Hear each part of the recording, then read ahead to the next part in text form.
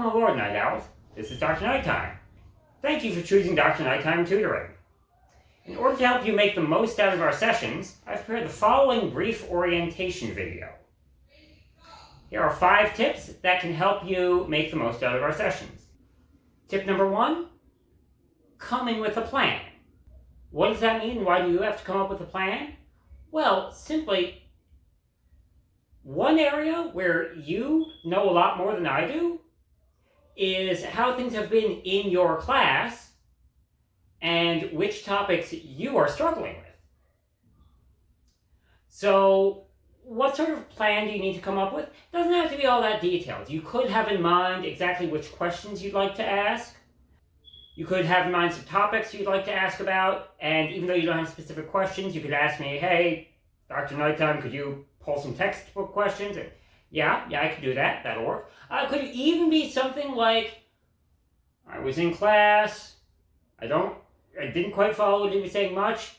Here's what I remember, and just give me a summary of what you were able to take down in your notes, and I can try to piece together what I think your lesson was supposed to be about, and try to rehash whatever I think you missed.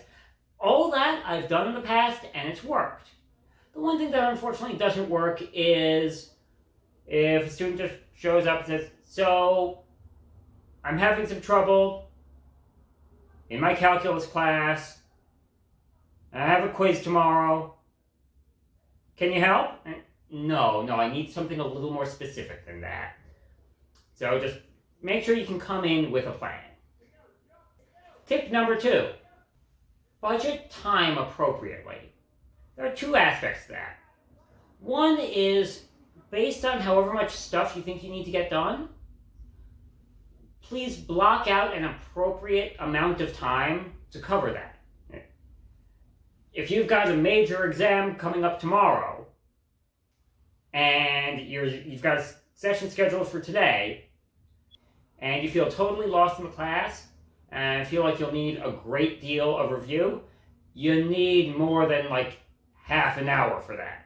Please book an appropriate amount of time for what you think you need. The other aspect of that, if you're struggling all throughout the class, you probably don't want to wait until the day before your big exam to seek help. Now, understandably, if you're viewing this now and your test is tomorrow, it's too late to do anything about that. In general, try to make sure that you're booking help long enough in advance that it's actually enough time to get you the results that you need. Tip number 3. I recommend booking sessions at least once a week. And no, this isn't just me trying to get more money. Realistically, the key to being a good tutor is that I have to be able to provide hints to whatever you're struggling with in a way where the course of action should be obvious to you, right? Which mathematical steps to go through should be obvious to you. For that, I need an ongoing good sense of what is and isn't obvious to you.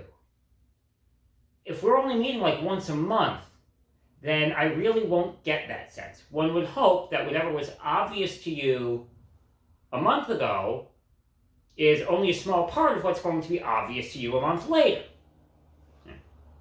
So that's why I recommend at least once a week sessions. Tip number 4. Try to do some of your thinking out loud. This is something that doesn't necessarily occur to a lot of students, but when you think about it from the tutor's perspective, if we're working on some problem, and it's going to take you about 5 minutes to go through all the calculations and the algebra before getting the final answer, if you're completely silent for that entire time, if you get the right answer, great, okay, I know everything's going fine. If anything goes wrong, then we're going to have to do a whole lot of detective work to figure out just exactly where the mistake was. Was it just a minus somewhere that a plus should have been? If you do your thinking out loud, this could mean just muttering the whole thing to yourself. It could just mean before you step saying, okay, I probably want to solve for y now. Or in a physics problem, okay, I probably want to start with conservation of energy, and so I want to get my expressions for potential and kinetic energy, or something like that. Or just talking about in general which steps you're going through. Even that makes it a lot easier for me to get a sense of what you're doing, and if it sounds like you're making a mistake, I can clarify. Is this what you mean? But it becomes a lot more productive than both of us just sitting in silence while you work on algebra. That again, hopefully is right and it's no big deal, but if anything's wrong, trying to go back and figure out exactly what went wrong works a lot better if you're thinking out loud throughout the process. Lastly, tip number 5.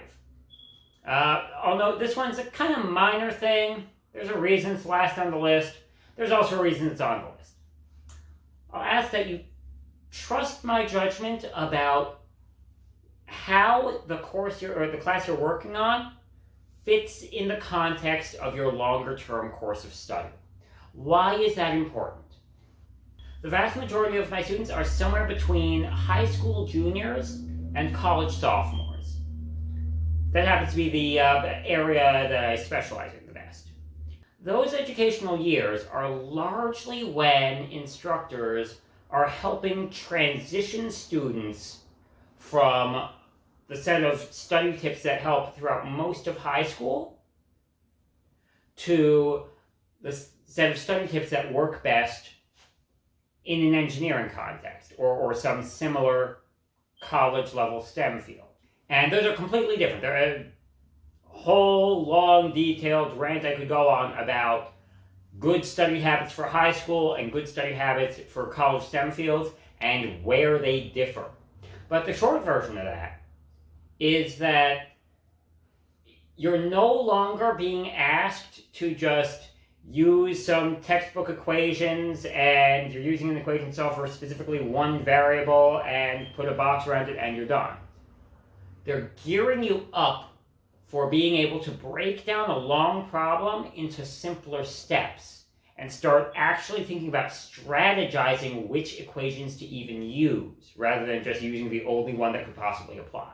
So for a lot of students, they'll feel like the stuff that they were trying to do doesn't seem to be working and would ask, well, which equation would I use here? And the answer is, well, you'll use these 3 or 4 equations, one after the other in this order. And trying to study the specific equations might not work depending on which class you're taking. Sometimes I've had students say, okay, I understand the logic you're describing for how to arrive at this answer. Is there any way I could solve this without thinking logically? And sometimes the answer is, well, no.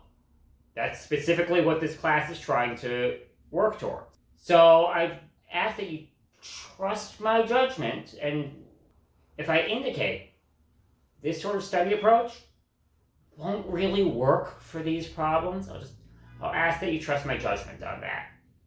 As I mentioned, it's a relatively small detail, but it's sometimes important. So that's why it's on the list.